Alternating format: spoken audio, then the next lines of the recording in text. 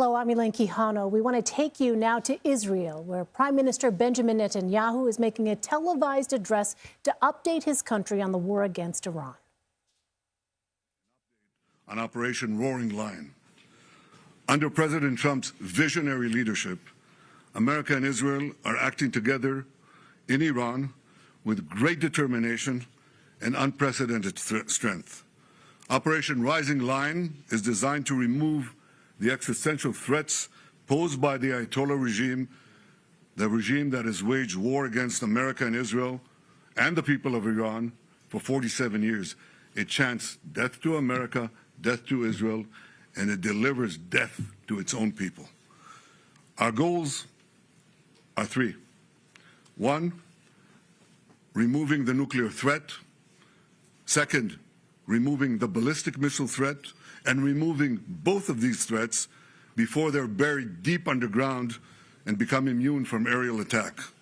And third, this means creating the conditions for the Iranian people to grasp their freedom, to control their destiny. Today, the Ayatollah regime is not only attacking America, not only attacking Israel, not only attacking the Iranian people, it is attacking the entire Middle East and beyond. They've attacked civilians and American assets in Iraq, Kuwait, Saudi Arabia, Bahrain, Qatar, UAE, Oman, and they've even attacked through their proxies Cyprus and Europe. We've warned for decades that their ballistic missile program would be used to attack these targets far and wide, and if they're not stopped, that's just the beginning. The death cult in Iran is trying to blackmail the world by closing a key international maritime route, the Straits of Hormuz. It won't work. Israel is helping in its own way, and intel and other means, the American effort to open the Straits of Hormuz, rather. But I want to ask you to imagine how the Ayatollah regime would be able to blackmail the entire world if they had ballistic missiles with nuclear warheads. Just imagine what they would do. Look at what they're doing now and imagine what they would do if they had ballistic missiles, international range ballistic missiles, and nuclear-tipped warheads. Just imagine what a great threat that would be.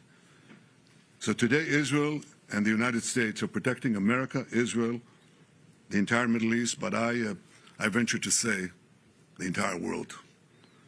Despite the fake news that is unfortunately being spread since the start of the war 20 days ago, we are winning and Iran is being decimated. Iran's missile and drone arsenal is being massively degraded and will be destroyed. Hundreds of their launchers have been destroyed, their stockpiles of missiles are being hit hard, and so are the industries that produce them. That's important. In Rising Lion, we destroyed missiles and we destroyed a lot of the nuclear infrastructure. But what we're destroying now are the factories that produce the components to make these missiles and to make the nuclear weapons that they're trying to produce. We're wiping out their industrial base in a way that we didn't do before. Iran's air defenses have been rendered useless. Their navy is lying at the bottom of the sea. Today we hit the other part of their navy in the Caspian Sea. Their air force is nearly destroyed. Iran's command and control structure is in utter chaos.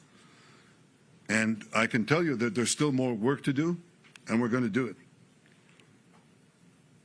And I want to close these opening remarks with one other fake news, and that is that Israel somehow dragged the U.S. into a conflict with Iran. Does anyone really think that someone can tell President Trump what to do? Come on. President Trump always makes his decisions on what he thinks is good for America, and may I add, I think what is also good for future generations. In this case, those interests are absolutely clear, and so is the clarity of our achievements. Together in close coordination with President Trump, the close coordination between America and Israel, our militaries, our intelligence services, we're achieving goals in lightning speed. But I want to say another word. It's been said that for 40 years, I've been saying that Iran is a danger to Israel and a danger to the world. That is true. You know who else said that? President Trump. 47 years ago, when the Iranian thugs took over the American embassy, he said how dangerous this regime is. In his first term in office, he didn't need any convincing. He said the Iranian nuclear deal was the worst deal that he'd ever seen, and he walked out of it.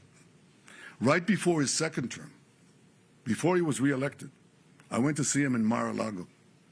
The first thing he said to me was, "Bibi, we've got to make sure that Iran doesn't have nuclear weapons." He said that to me. I didn't say it to him. He didn't need any convincing there either. Now, why did he say that? Because for more than 4 decades, this regime, as I said in the beginning of my remarks, is chanting death to Israel, death to America. But they say Israel is only the small Satan standing in their way. The great Satan is the United States of America. And these ideological fanatics, these lunatics, define their raison d'etre, their reason for being, is wiping out Western civilization and America that leads it. They have claimed the lives, they've maimed and wounded thousands of Americans in Iraq and Afghanistan. They killed the American Marines in Beirut. They bombed your embassies. They tried to assassinate the American president, Donald Trump, not once, but twice. Now they blackmail for oil. Just imagine what they would do, what they're capable of doing, if these lunatics had nuclear weapons and the means to deliver them to every American city and every European city and everywhere around the globe. This is a danger for the entire world. It's certainly a danger for Israel. It's certainly a danger for America. We see eye to eye on that. President Trump and I, Israel and America. But I think if people are honest, if leaders are honest, they would understand that we're not only fighting our fight, we're fighting their fight. I speak to dozens of world leaders. Dozens. They all know that. And privately, they all say that. They say that privately, but I say it publicly. The world owes a debt of deep indebtedness to President Trump for leading this effort to safeguard our future. Thank Questions? you. We'll now take a few questions. The first question You've been listening to Israeli Prime Minister Benjamin Netanyahu make a national address updating Israel on the war against Iran. Multiple times we heard the Prime Minister reference President Trump's leadership in this military effort.